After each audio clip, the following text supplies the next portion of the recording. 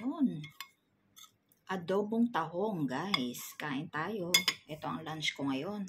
At saka pakbet na okra.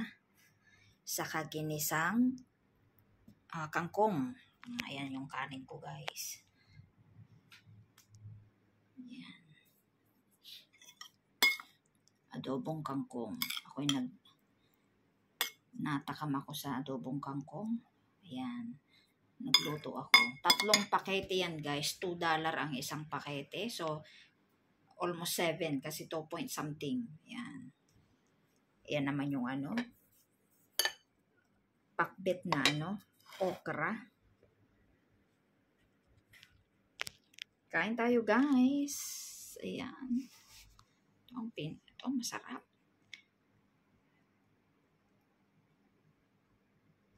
Pwede pa iprito yan, guys. Pangpulutan, ika nga, sabi nila.